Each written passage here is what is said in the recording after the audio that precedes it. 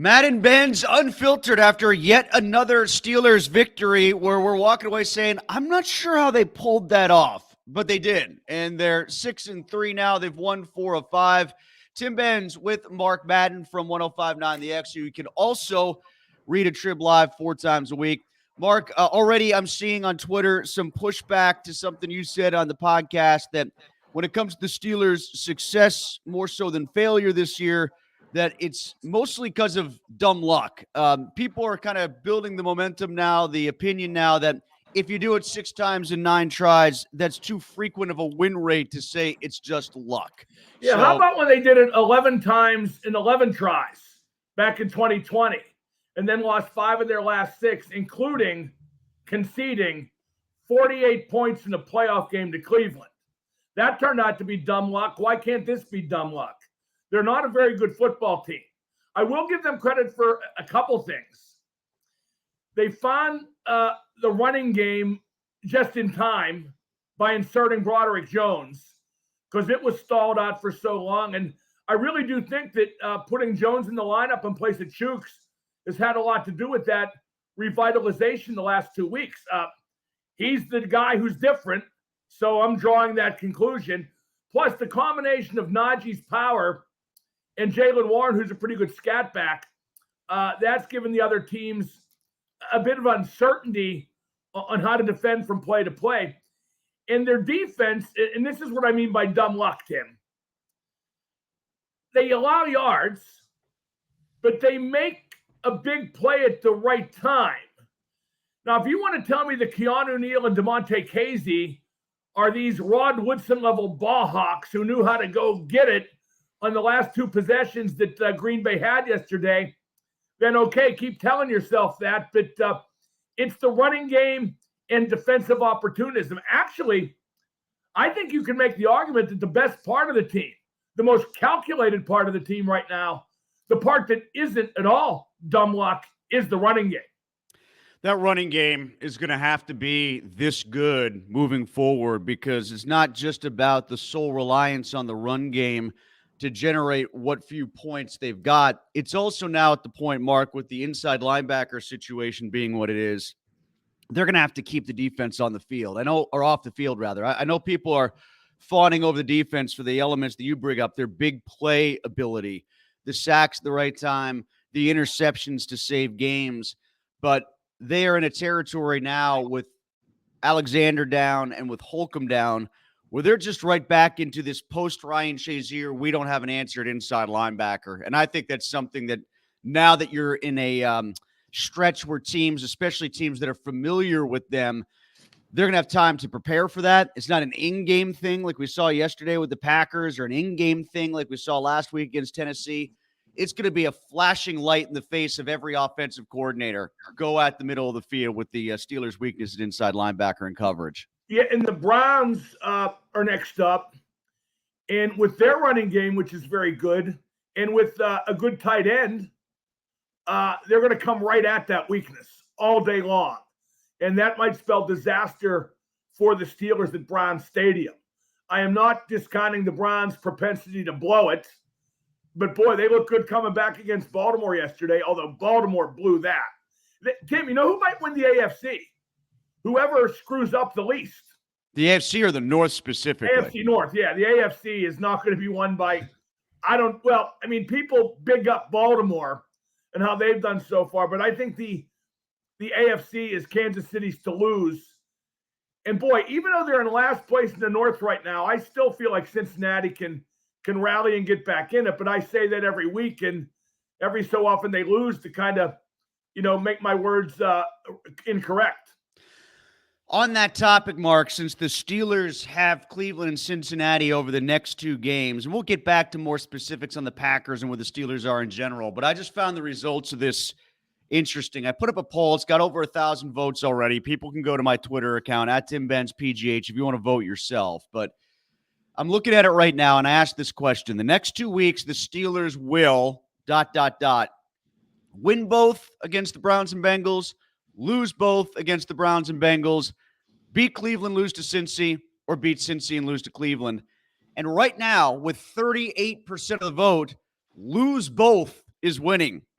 So for all those who are pushing back on you, saying that it's just dumb luck, there's apparently a lot of pessimism still out there about the Steelers being able to continue this. Well, now hold on. I haven't been on Twitter today. The people who dispute my notion that the Steelers are 6-3 due to dumb luck, what do they think is the reason behind it?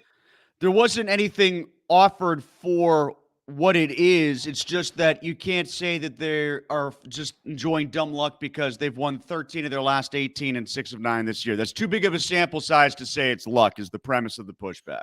I keep going back to 11-0 in 2020, having turned out to be dumb luck.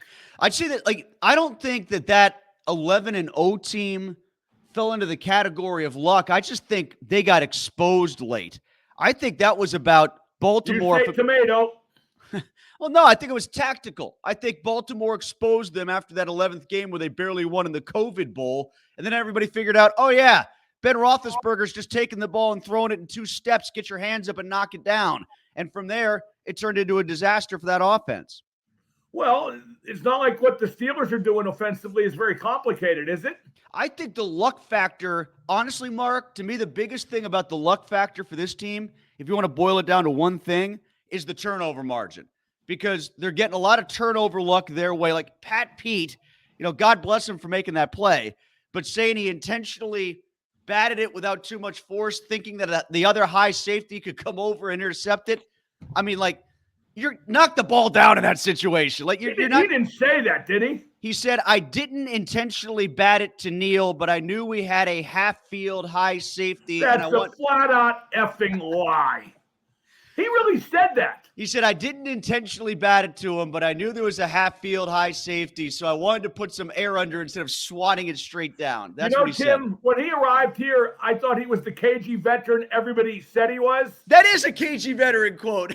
That's exactly. He just likes to hear himself talk. But, my point is they're getting the interceptions at exactly the right time, late in games all the time. Whereas Pickett, again yesterday, I don't know if that little swing pass in the third quarter late to Warren gets intercepted and taken back, but that sure as heck was another close interception. He's had 5 of them now that you could say might have been pick sixes. That's where luck is. Pickett stinks. Okay, it's time to stop sugarcoating. He stinks. The Steelers know he stinks, and that's why they barely let him do anything. They've got to find this happy spot, which we were told that they would, between being conservative and so you're not exposing him to excess risk and allowing the receivers to make plays. They have not found the second part of that equation. Not close. They don't intend to. They don't intend to. They intend to scratch out 9-8 or 10-7 maybe, but probably 9-8, and then they get killed by somebody in the wild card round. That's the plan. The way Tomlin coaches, and I hate that he's being miscast as a coaching genius, probably right now by Mike Greenberg as we speak. When his method leads to playoff Armageddon, because he's not allowing Pickett to improve. He's having him do the very minimal to make sure they win today's game by 4 over an inferior opponent. And that keeps your no-losing season streak alive, but it doesn't allow your quarterback to improve to the point where he could possibly beat a good team in a playoff game. If they played Kansas City in a best of 101 series, Kansas City would win in 51 straight. Well, here's, I'll go back to the poll here. Win both. 16% of people say that they're going to win both. So that's not exactly a lot of optimism or belief in the formula of how they got here. Yeah, I think they stink, but whatever. The fans should enjoy what they're seeing. I don't begrudge that. All right, Mark, let's get to some more of the specifics from yesterday. And if you want to talk about the passing game and where things could get better there, why don't they use the middle of the field more, especially on safer throws in the middle third of the field? Because they're even scared by the safer throws in the middle of the field. That's how little faith they have in the guy. The offensive line is standing up better, and I'm wondering if that'll translate into allowing them to feel like they can try that a little bit more. because he only got sacked once. He only got hit 3 times. It was great in the run game. Maybe they'll think that he can handle things better if they feel like he's got a cleaner pocket more consistently. The one thing I will give him credit for, where he has improved, he is not escaping to trouble as much. He has better pocket feel lately. But I don't know, Tim. I think their ideal game for him was yesterday. That can't be ideal because even Tomlin seems so cognizant of this. Like when he talks to us, I'll go back a couple weeks ago after that Jacksonville game where the big debate was about the referees, and he said, "Well, we can't be the kind of team that," and I'll use his word, "is so flimsy that we're at risk of a bad call tilting the outcome of the game." Well, if you want to be like that, then you can't be so comfortable with every game being a one-score game with the quarterback throwing But the he ball. is. But he absolutely is. I know. He's saying one thing and Tim, doing another. He's using a philosophy that worked best in the 70s. He is winning with running and defense, which works against bad teams, but they ain't all bad teams. Yeah, and for as much as the defense has been good in big play situations, I mean, you look at yesterday, there was a lot of plays, Mark, where the Packers hit balls over 20 yards. I think they had something like 6 or 7 receptions over 20 yards yesterday. Like they had multiple, I think 5 different receivers had a reception of 20 yards or longer. So there's holes in this defense. They're just getting the ball back at the right time, or they're bending and not breaking. Or they're getting lucky. You will find that out the next 2 weeks. When KZ and Neal are the guys getting the game-saving interceptions, that's not Rod Woodson and Mel Blount, Tim. That's KZ and Neal. The thing about them getting to 6 wins now, though, especially with the way the schedule shakes out, is you get at least one more divisional win, that's 7, and then I think there are at least 3 other very winnable games remaining on this schedule between the Packers and the Colts and the Cardinals. I think they're still in very good position for a playoff. Right now, they're the top wild card. Unless the luck turns the other way, Tim. Oh, it could. It could. I mean, that's at some point it invariably does. I mean, I think the direct example from last year who was like this, they just did it in a different fashion, was Minnesota. Like Minnesota didn't have a very good defense, but they won a lot of close one-score games to the point that they had 13 wins or whatever it was going into the playoffs, and then they got exposed. The difference was with Minnesota, and why they, did even better with the one-score win thing is because they had a real quarterback. Mm-hmm. They could win a one-score game 33-31 if they had to. What do you think about the rest of the division, Mark? You kind of alluded to the Baltimore angle and the Cincinnati angle. Like, for any time you think Cincinnati's about ready to get going, something bad happens, they take a step back. I still think they're the best team. Yeah? And they're in last place. Tim, sometimes good teams just have lost years. Mm-hmm. Especially in football, where 17 games is a relatively short sample. Maybe this is that kind of year for them, but they're still within striking distance, which should worry everybody. A strange point was brought up at the very end of our pregame show. Like, we were literally counting down the clock, and I would have liked to go back at it with Dale on this, but my pregame host, Dale Lally, he said going into that Bengals game against the Texans, he said it might actually behoove the Steelers if the Bengals win that game. Because, if you find yourself in a tiebreaker potentially with the Texans, they've already got one on you, and they don't stink. Like, you could definitely see them winning 4 more games before the season's over to get to 9. That's a real good point. And I'll tell you, people talk about Coach of the Year. The Coach of the Year is DeMeco Ryans. No question about it. Period. Yes. I mean, nobody else even compares to the job he's doing. And C.J. Stroud's Rookie of the Year. Are you sure he's just Rookie of the Year? What, MVP? Who has impacted their team more than that guy? You know what? You can make a real good argument for that.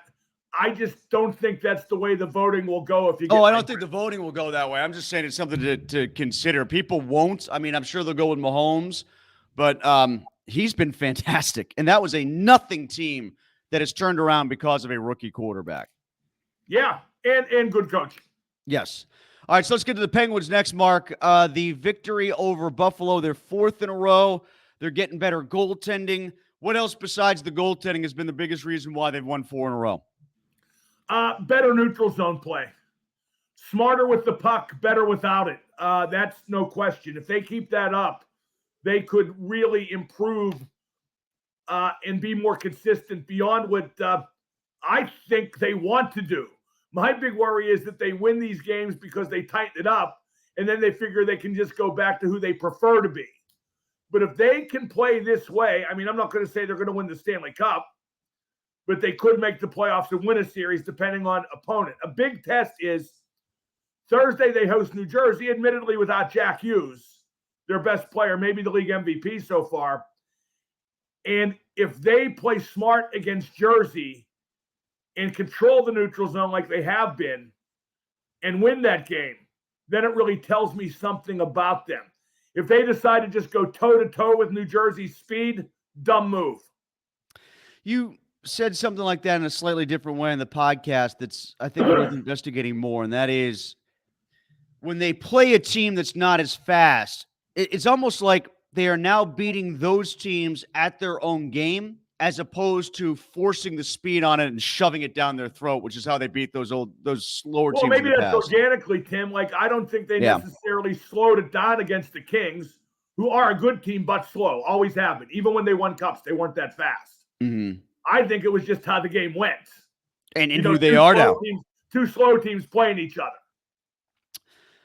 A lot of that is mental, though. Now they've got to admit it, especially, the top guys, especially Sid and Gino and Letang. But you still think Letang's been good, and we talked in the podcast about Gino actually being somewhat attention to detail on defense.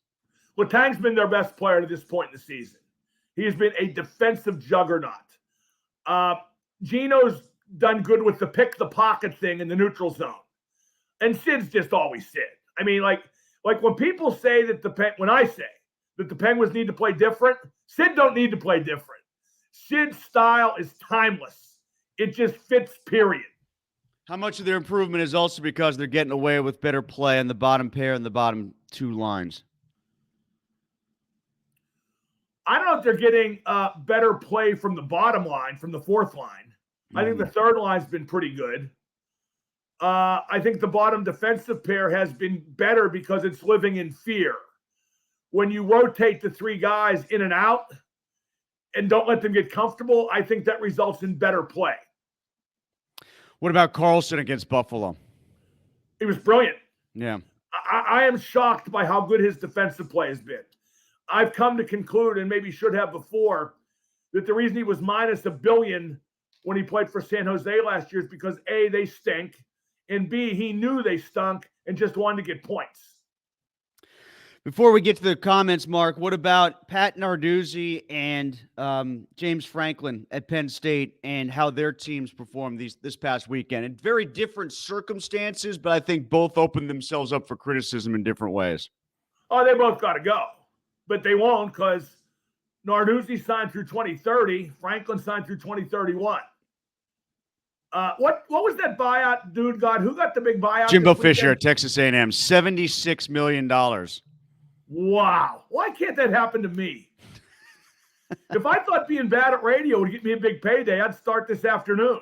Yeah, I mean, if they gave us $760, I'd be bought out in the middle of this stream. Yeah. I just I don't think they'll get rid of either guy, though. Do you?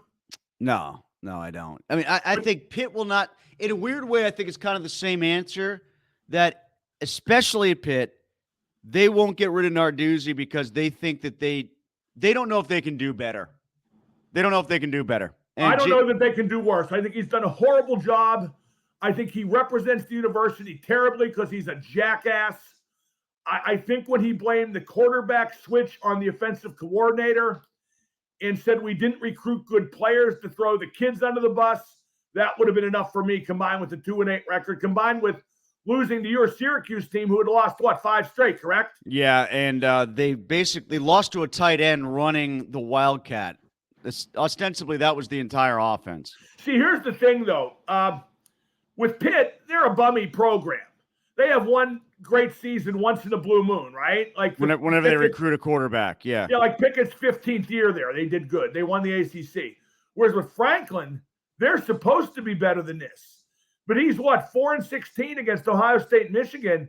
And if you let him there to keep doing that, you're running up the white flag. You're admitting you'll never be as good as those teams. And I know they fired the offensive coordinator yesterday, but that's just for show. They turn real scared in their method whenever they play one of them two teams.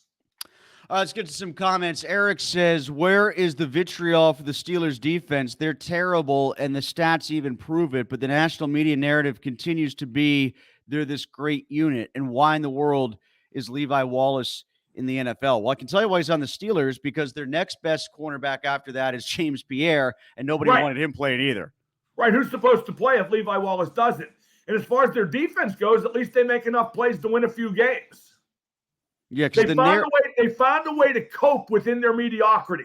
And I respect that. That describes most people that work in our industry. Eric says, will Deontay ever play a full game without a drop? Explain how he's worth $18 million. No, and because they had to pay somebody. They had the cap room. They needed a number one receiver, but he's always. He's their Tristan Jari, Tim. He's the devil they know.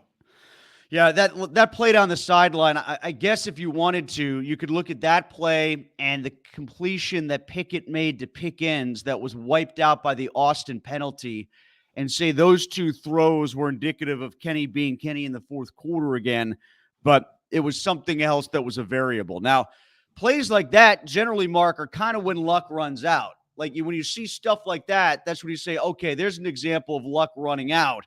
But I just don't think the Packers were a good enough team to exploit that. Well, I don't buy that fourth quarter Kenny crap. Like I think I said in a podcast, Pickett has 3 fourth quarter rallies this year. So does Zach Wilson. I mean, it's an easy formula to suss out. They play awful for 3 quarters, both quarterbacks do, but they get held in the game by a great defense. All in Kenny's fourth quarter rallies, his whole career, the other teams never scored more than 17 points. If it wasn't for the defense, he would not have, no matter how good he played in the fourth quarter, it would not have been good enough. Ron says no turnovers, and he says, I do agree. They know they can't throw over the middle. Safe, and more safe. Is this safe as death? Is this like the hockey thing? Is this John Cooper safe as death? Was that Tortorella? Whoever said that in Tampa. Well, but it's whatever they believe Kenny Pickett can and can't do. Like Tim, people get mad because hacks like me and you think Kenny Pickett stinks. The Steelers think he stinks too. They wouldn't use him like they are if they didn't know he stinks. How much of that is on them? I want that quoted. People quote what we say, Tim, on all the Steeler Twitters and blogs and stuff. Quote that. The Steelers wouldn't use Pickett like they do if they didn't know he stinks. Is that building off of what you said on the podcast, what's holding them back insofar as like George Pickens, for instance? He's frustrated because he's being used in a certain kind of way. Should Pickett be frustrated that he's being used in that way? That he's not allowed to be an NFL, he's not allowed to try to be an NFL quarterback and fail even if he's going to. Who, Pickett? Yeah. Pickett should be mad. Yeah, because he can't get better. He's being so limited by what they're doing. The only way he can improve is organically, by accident. Like when they force feed him heroics in the fourth quarter. Ron also added the luck of the Steelers, and then he threw some Penguins points in there. Where are the Jari haters? And Lars Eller is the guy controlling that third line. What do you think of Eller so far? He's great. He's been, of all the Penguins players, he's been one of the very few, including Letang, who has played up to his potential on a nightly basis. And he's been absolutely brilliant on the PK. Corey says the Steelers' offense has shown multiple times this year that when the defense is off, the offense is incapable of picking them up and winning a game. That is why this 6-3 feels hollow. Eventually, the O will have to show up. But it won't. And that's when they lose. Like 30-6 and 30-7. Can you imagine this offense winning a game 33-31? No, I can't. I don't know what a Steelers win will look like if it's by multiple scores. Yeah. Well, or by never mind by multiple scores, even a close win where they got to score a lot of points. Like I watched the end of that Baltimore-Cleveland game and then saw the highlights on TV. That's a game the Steelers are incapable of playing in, let alone winning. Well, yeah, and the proof of that, the way to go back to your previous point about the build of the offense, right, is how afraid they are to have Pickett throw even one interception. And we talked about this all August during training camp, that, he's going to throw some more picks. And that's going to be okay because the offense should be better enough to rebound from throwing a pick here or two. Winning a game where the quarterback might throw 2 interceptions, but that's just not manifesting. And it never is going to this year. Tim, in the preseason, a lot of stooges said how Pickett was going to have this breakthrough year and be great. Here's another thing for you tweet people to quote. I said no, I'm right again. Mark says giving up 400 yards to a bad Green Bay team is pathetic.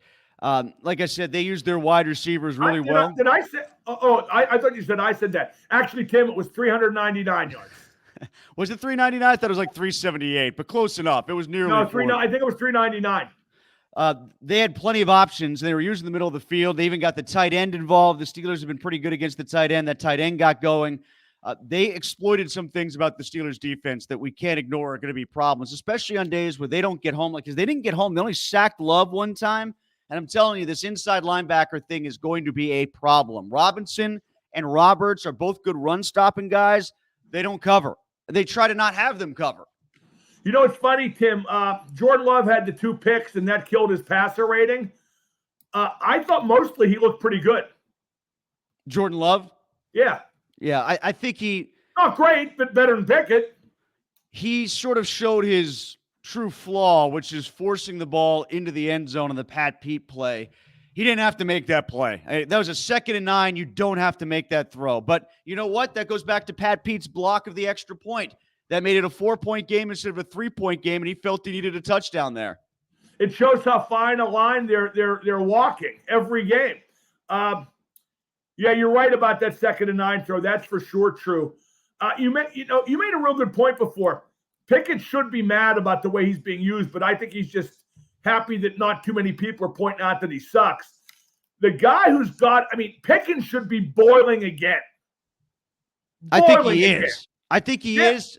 And I think the blowback was such last week. He's just trying to not replicate it. But if this continues, the last thing we see on his Instagram won't be free me. It'll be something more than that. And then Chooks, a week ago, against Jacksonville, questioning, calling the same plays over and over again. He's right. Okay? He probably shouldn't say it, and he got benched, but he's right. Also on that, Mark, do you think they're playing the best pair of tackles right now, or is their best permutation of tackles Broderick on the left and Chooks back in at right?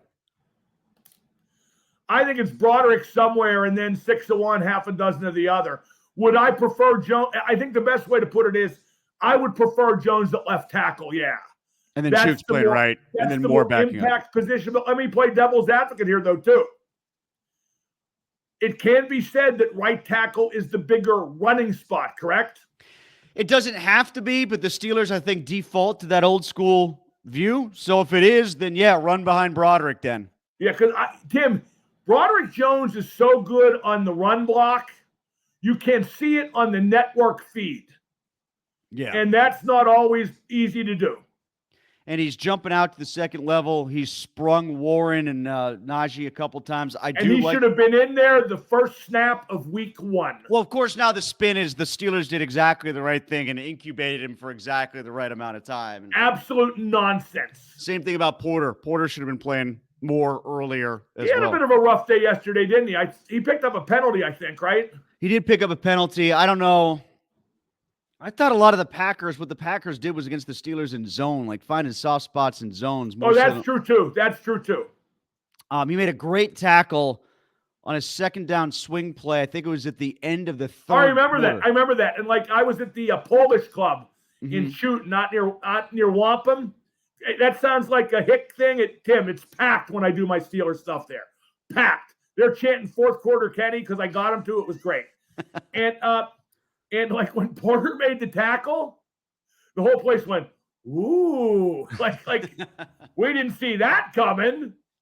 Last thing, Mark, did you ever get the gumption up to go see Artemis Pyle last night? I did. He went on late because there was an opening act, Six Gun Sally, who actually very good. But I took a nap and I went out and I caught the last half of Six Gun Sally, then Art. And they just do all Skinner. There's one original song, but and they play some Skinner songs that Skinner doesn't always necessarily play now. Like they played Needle in the Spoon. They played All I Get to Do Is Write About It. So it was very enjoyable. I was so tired. I left right away. I didn't get a chance to talk to Artemis, who's a real good guy. It's funny. They didn't point this out because it would sound crappy. Art's Skinner tribute band now has exactly one more member of Skinner in it than Skinner. I heard you say that on the podcast. Yeah. But it was real good show. All right, so Mark is on 3 until 6 today. I'll be writing at Breakfast with Benz throughout the course of the week. You can check out Mark as well 4 times a week at Trib Live. He's got something up about Jaromir Jagr getting his jersey retired, number 68. That's probably something we should bring up here in the last seconds, Mark. I think it's great. I'm going to write a bunch of stuff about him between now and then and have a bunch of his old teammates on between now and then. I think this is going to be one of the bigger days in recent franchise history, certainly during the regular season. And I had 10 factoids about Jagr like funny, not funny, just stories. One was a funny story. And here's the 11th one, Tim. I've seen Jaromir Jagr hit 13 against the 5-up in blackjack. Where? Vegas? Okay. Yeah, with $500 out there too. We should have a poker match that just features him and Phil Kessel. I don't think Yags plays poker. Just blackjack? Blackjack and baccarat. And but he also used to call your show for gambling tips. Oh no, Friday that's afternoon. different. Yeah, he did that twice. Yeah, that's different. He in terms of casino games, it's blackjack and baccarat, mostly baccarat, which he plays more conventionally. I've seen it, and then he bets sports for sure. I don't know if he still does, but he did that. So Mark will have a lot more on Jaromir Jagr coming up. We'll write something as well. Breakfast with Benz. Here was our conversation, Tim. Something like this. Did you just hit 13 with the 5-up? Shut up. It's all luck. Just like the Steelers. Right. This is exactly Madden Benz right. Unfiltered.